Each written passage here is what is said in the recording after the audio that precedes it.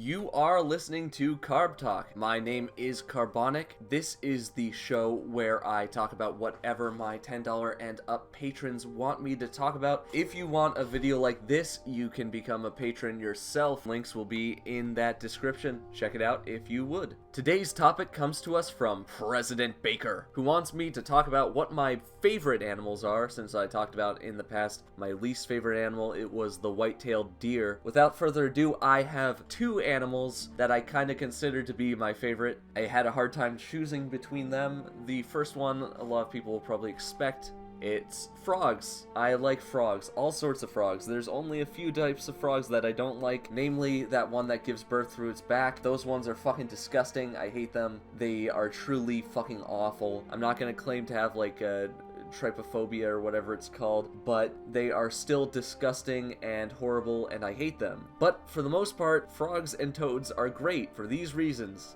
They are funny.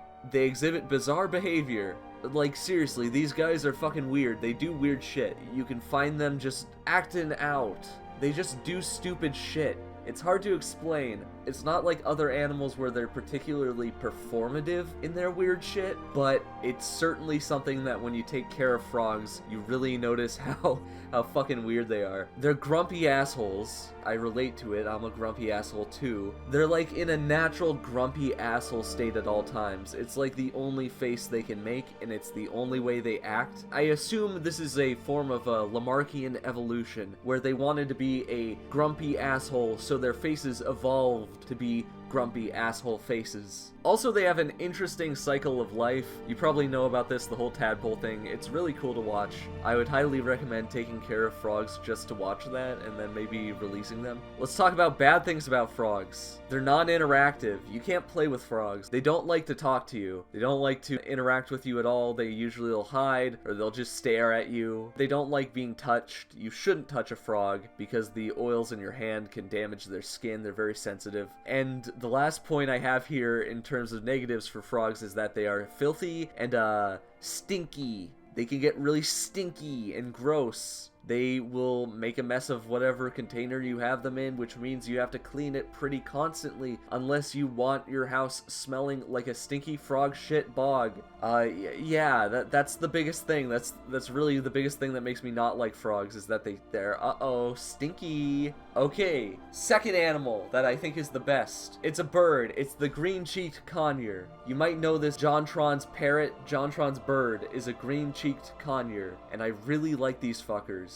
Because, like frogs, they are funny and they behave bizarrely. They exhibit bizarre behavior. Unlike frogs, they are very performative in their bizarre behavior. They will do freaky, loud shit, all for the sake of getting your attention, or maybe just to entertain themselves. I'm sure you've seen videos of, like, cockatoos behaving weird, like when that one has a cup and it just screams into it. Yeah, green-cheeked conures behave like that, except they're not massive, and they can't bite your fingers off, so that's a plus. Okay, they are very interactive. Unlike frogs, they like to hang out with you. They will crawl all over your fingers, they will talk to you, they will repeat what you say. They really like attention, and I think that's a plus when it comes to a pet. I like pets that, you know, interact. I think that's pretty fair. They have a funny face, like frogs. I think Lamarckian evolution has caused them to evolve a weird fuck face to fit all of the weird fuck shit they're gonna be doing.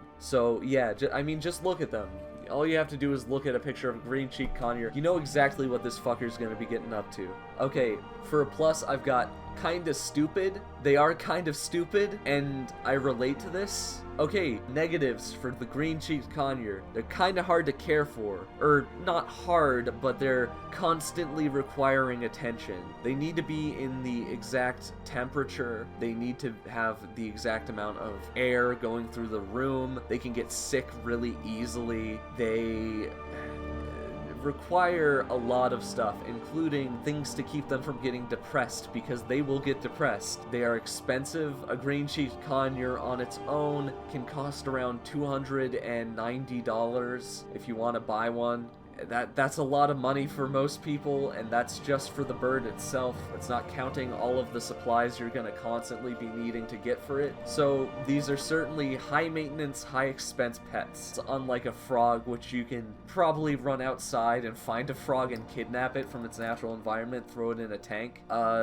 You're gonna have to get your hands on a green-cheeked conure through legal means, and that's gonna be expensive. Last but not least, green-cheeked conures can bite. They have sharp fucking beaks and they can bite you. I will say that unlike larger birds, they will not chop off your fingers. They will not do infinitely worse damage to you, ripping apart your flesh, but they can cut you. I've been bit by green-cheeked conures and it can suck, but I will say it's not the end of the world. It's not like you're gonna bleed out because of a bite from the green-cheeked conure or lose an appendage. They're just gonna hurt. Anyways, that's my little go-to thing talking about what I like about frogs and birds. I hope you enjoyed listening to this video. This was kind of unscripted, but I just like these two fucking weird animals. They're great. I hope you all have a good one. Thanks for listening. I'll see you later. Bye.